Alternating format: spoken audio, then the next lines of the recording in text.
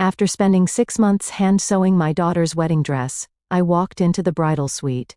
Just in time to hear her laugh. If she asks, tell her IT doesn't fit. IT looks like something from a thrift store.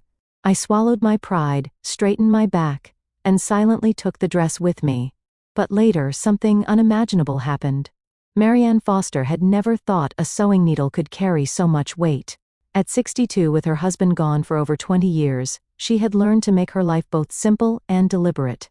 A retired elementary school teacher in Eugene, Oregon, Marianne lived quietly, her days filled with gardening, reading, and small sewing projects for neighbors. But nothing she had made in recent years compared to the project that had taken up every evening since the early days of winter: a wedding dress for her only daughter, Clara. The ivory silk had cost her 3 weeks of grocery money. She had chosen it because it caught the light like still water under the moon. French seams, hand-rolled hems, seed pearls sewn one by one until her fingertips were rough and tender. All of it was done without complaint, because each stitch felt like a conversation with the little girl she once held in her arms. Clara had been 12 when Marianne lost her husband David to a sudden heart attack. From then on, it was just the two of them against the world. Marianne remembered sewing her own wedding dress 4 decades ago in a small apartment with secondhand furniture and noisy neighbors. Her mother had taught her how to preserve fine fabrics by wrapping them in acid-free tissue, and Marianne intended to do the same for Clara. It was more than tradition, it was an act of love she could hold in her hands. As she laid the finished gown across the dining table, the pearls caught the morning sunlight in tiny bursts. She ran her fingers down the bodice, feeling the strength of the invisible stitches that would hold through decades if cared for properly. This was not just a garment, it was a love letter written in thread and fabric. Today, Clara would see it for the first time. Marianne imagined her daughter's face lighting up the way it used to when she unwrapped birthday gifts. She pictured Clara running her hands over the silk, marveling at the details, perhaps even tearing up at the thought of wearing something made by her mother's hands. That image had kept Marianne going through late nights and tired eyes. It was the moment she had been dreaming about for 6 months. She slipped the dress into its garment bag, careful not to catch the lace, and took one last look at the dining table. Empty now but full in spirit. The dress was ready, so was she. The Fairmont Regency Hotel stood like a palace against the gray Oregon sky, all gleaming stone and polished brass. Marianne pulled into the valet line, feeling the kind of unease that came from stepping into a world she didn't belong to. The parking fee alone was more than she spent on groceries in a week. But this was Clara's wedding day, or at least the day before, and Marianne had told herself she could blend in for a few hours. Inside the bridal suite, the air buzzed with expensive perfume and a quiet urgency. Amanda Keene, Clara's future mother-in-law, was at the center of it all, directing a small army of stylist photographers and florists, as if she were conducting a symphony. Her every gesture was sharp, efficient, and rehearsed. Clara sat in front of a wide vanity, her hair being coaxed into glossy perfection by a stylist whose lasers gleamed like surgical tools. Layers of makeup were applied by another professional, each brushstroke erasing the freckles Marianne remembered from her daughter's childhood. She looked beautiful, yes, but not entirely like herself. "Ma'am, you're here," Clara said, her voice polite but distracted. "We're almost ready for the dress." Marianne smiled, lifting the garment bag with both hands as if it were a sacred object. She unzipped it slowly, letting the silk catch the room's soft lighting. For a moment the chatter died. Even Amanda's clipboard lowered an inch. Then Amanda stepped forward, her gaze scanning the gown like a jeweler appraising a flawed diamond. "Oh, the dress you made," she said, her tone carrying the weight of something she wished she didn't have to acknowledge.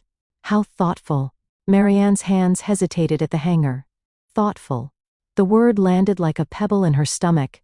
"It's very handmade," Amanda continued, lips curling into something that might have been a smile. "Quite rustic." Rustic. 6 months of work dismissed in a single breath. Claire's eyes darted between Amanda and the dress. "Mom, maybe we should go with the other option," she said softly. "The Vera Wang from the boutique, it's more fitting for the venue." Marianne folded the dress back into its tissue paper, each movement precise, the way she'd learned to handle delicate things. "Of course," she said evenly, "whatever makes you happy." As she stepped into the hallway, the door behind her remained ajar just enough for voices to spill through. "Thank God you came to your senses," Amanda said. "Can you imagine the photographs? People would wonder where on earth that dress came from. Claire laughed lightly. If anyone asks, I'll just say it didn't fit. It looks like something from a thrift store anyway. The words struck harder than Marianne expected. She clutched the garment bag to her chest, feeling something inside her shift, not break, but change forever. Marianne drove home with the dress, lying across the back seat like a sleeping child. The of the highway was steady, but her thoughts refused to settle. By the time she unlocked her front door, the shock had cooled into something quieter, a clear, cold understanding.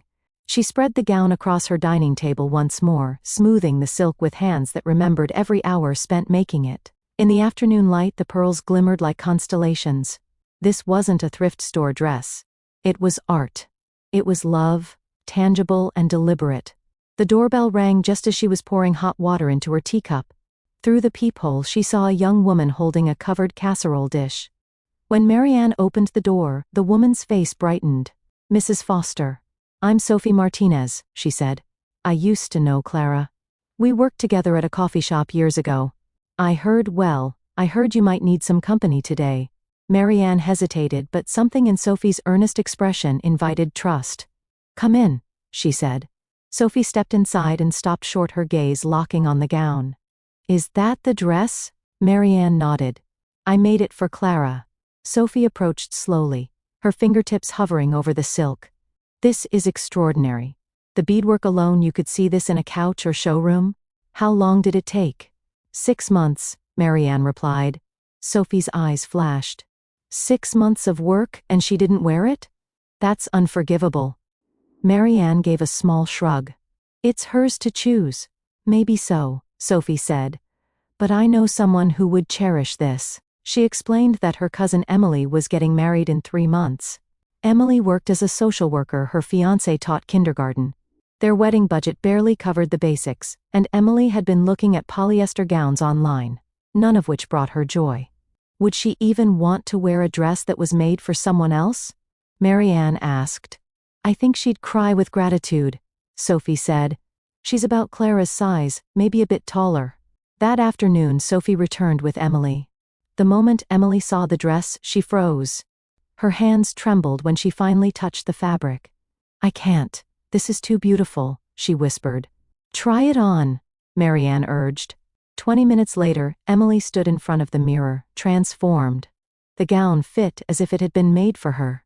And in that reflection, Marianne saw something she hadn't in a long time: her work, honored as it deserved to be. Sophie couldn't stop grinning as she snapped a photo of Emily in the dress. The silk draped like liquid over her figure, the pearls catching the light in delicate bursts. Emily's smile was radiant, her posture changed, she carried herself like a bride in the middle of a fairy tale. "This has to be shared," Sophie said, already pulling out her phone. "I'm not sure that's," Marianne began, but Sophie was already typing a caption. "When your cousin can't afford kosher and your friend's mom happens to be a hidden master seamstress," it read. This gown was hand-sewn over 6 months by Marianne Foster, a retired teacher with a gift the world should see. She added a few hashtags: handmade couture, real women wear, and hit post. At first it was just Sophie's circle of friends reacting. But within an hour, comments began to pour in. People wanted to know if Marianne took commissions. Brides-to-be were tagging friends, asking, "Can we find her?" Local seamstresses left messages praising the workmanship. By evening, Sophie's post had been shared dozens of times. By the next morning, it had reached more than 1,000 views. 3 days later, Mary Ann's phone rang. The caller introduced herself as a reporter from a Portland news station. She'd seen the photo and wanted to feature Marianne in a segment about local artisans. Marianne hesitated. "I don't really do interviews," Mrs. Foster, the reporter said. "I've been covering style for 20 years. That gown is museum quality. People should know about your work." That night, Sophie came over with takeout and an idea. "You should start a business," she said between bites of pad thai. "Custom dresses for real women, not just runway models, or people with unlimited budgets." Marianne laughed, shaking her head. "I wouldn't even know where to start." "I would," Sophie replied. "I studied fashion design for a year before life got in the way. I know the suppliers, the process, the people. You've got the skill, I've got the hustle." Marianne thought of her tidy but quiet home, the long evenings spent alone, the years of making herself small to fit other people's expectations. The idea of building something new at her age felt daring, maybe even reckless. But the alternative was to keep folding herself into smaller and smaller spaces. "What would we call it?" she asked. Sophie's smile widened. "Silver thread at a leer. It sounds like exactly what you do, weaving beauty into something lasting." Marianne rolled the name on her tongue. It felt right. In that moment, she realized she'd already made her choice. 3 months later, the once quiet dining room where Marianne had laid out Clara's dress was now a bustling studio. Bolts of silk leaned in the corner. Pattern pieces hung on the wall. The steady of a sewing machine filled the air like music. Silver Thread Atelier had a waiting list that stretched into the summer. Brides came in with photographs and dreams, and left with something made exactly for them. Women planning milestone anniversaries, retirement galas, even a few theatrical costumes, they all wanted the touch of Marianne's needle.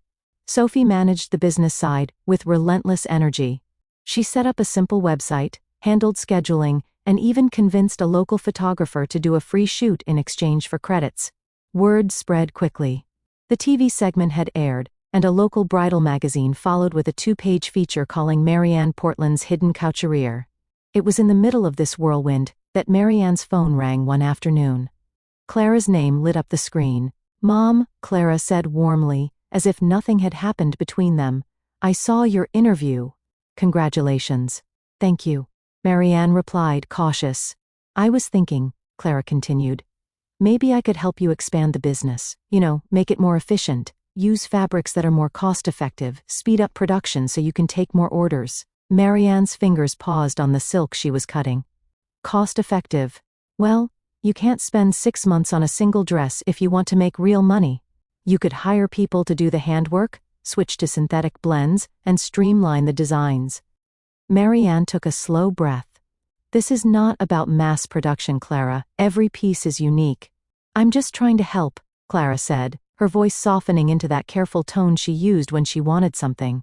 "Mark knows about scaling artisan businesses. He could give you some pointers." Marianne felt the old familiar tug, the instinct to please, to accept guidance even when it meant compromising her values. But the past months had given her a different kind of confidence. "I appreciate the thought," Marianne said. "But Silver Thread Atelier is doing just fine." There was a pause. "Are you sure you don't want to hear our ideas?" "I'm sure," Marianne replied. After she hung up, Marianne stood for a moment in the quiet studio. The shelves of fabric, the soft light from the window, the half-finished gown on the dress form. All of it reminded her that this space and this work was hers. And she wasn't about to let anyone redefine it for her. It was a rainy Thursday afternoon when the bell over the studio door chimed. Marianne looked up from the hem she was finishing and saw Clara standing just inside, water droplets clinging to her sleek black coat. She looked out of place in the warm, fabric-filled space, like a guest in someone else's home. "Hi, Mom," Clara said, her eyes scanning the studio. "This place is impressive." Marianne set her work aside. "Thank you. Was there something you wanted to discuss?" Clara hesitated, then took a deep breath. "I spoke with the documentary filmmaker who's doing a piece on you. I told her we'd reconciled. That we're closer than ever." Marianne's eyebrows lifted slightly. "Reconciled?" "Well, yes," Clara said, as if the word itself could make it true. "Haven't we?" "Forgiveness isn't something you get to announce on my behalf," Marianne replied calmly. Clara's expression tightened. "So you're saying you haven't forgiven me for one moment of poor judgment?" "One moment." Marianne's voice stayed even, but her words were deliberate. "Clara, that day was the result of years of you treating me like an afterthought, dismissing my work, assuming your opinion outweighed my own experience." Clara glanced toward the dress forms lined against the wall. "I've apologized. I sent flowers." "You sent flowers to ease your guilt," Marianne said. "Not once did you ask me how I felt or what that dress represented to me." The room was quiet, except for the muffled sound of rain against the windows. Clara shifted her weight, her hands tightening around the strap of her purse. "I don't know how to fix this," she said finally. "Maybe it doesn't need fixing," Marianne replied. "Maybe it just needs accepting for what it is. We are two adults who happen to be related. If you want more than that, you'll need to show me through your actions that you respect the woman I've become." Clara's eyes glistened, but she nodded. "And if I can't? Then you can't," Marianne said simply. "And I won't pretend otherwise." Clara turned toward the door. "Goodbye, Mom." "Goodbye, Clara." The bell chimed again as she left, and the sound felt like the closing of a chapter. Marianne returned to her work table, the needle steady in her hands, the fabric warm beneath her fingers. Some wounds didn't need to be smoothed over, some needed to be acknowledged and left as they were. 2 days later, Marianne welcomed her favorite kind of client, a woman with a story. Evelyn Harper, 70 years old, wanted a gown for her granddaughter's wedding. She'd searched department stores and online shops, but found only dresses that made her feel invisible. "I don't want to look like I'm in mourning," Evelyn said during the fitting. "But I also don't want to look like I'm trying to be 25 again." Marianne smiled. "Then we'll make something that feels like the very best version of you." The gown they created together was deep sapphire crepe, with 3/4 sleeves and an aligned skirt that moved elegantly when Evelyn walked. At the neckline, Marianne added a scattering of hand-sewn beads that caught the light without shouting for attention. When Evelyn stepped in front of the mirror during the final fitting, she placed a hand over her heart. "I look like me," she said softly. "Just more." "That's the goal," Marianne replied. By now, Silver Thread Atelier had become more than a shop. It was a place where women came to be seen, heard, and celebrated. Sophie had organized the schedule, so there was always time for conversation, for listening to the stories behind each garment. The studio walls seemed to hold those stories stitched into every seam. One afternoon, a courier delivered a large envelope. Inside was an invitation to a gala honoring women entrepreneurs over 50 who inspire change. Marianne's name was on the list. She stared at it for a long moment, the words blurring slightly. 8 months earlier, she'd been a retired teacher making a dress in her dining room, trying to please a daughter who thought her work was quaint.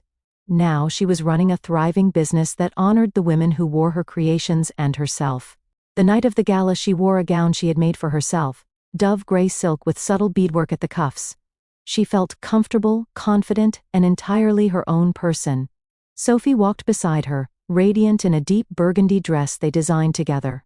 When Marianne accepted her award, she didn't talk about profit margins or production schedules. She talked about the value of craft, the importance of honoring every body, and the courage it takes to start over no matter your age. As she looked out at the audience, she thought of Clara, not with bitterness but with a steady acceptance. Some relationships heal and some simply change shape. To anyone who's ever been told they're too old, too late, or too small, she said into the microphone, "I hope you pick up the needle anyway. You might just stitch yourself a new life." The applause rose around her, warm and unhurried, the sound of people who understood. And in that moment, Marianne knew she had sewn more than dresses. She had sewn freedom.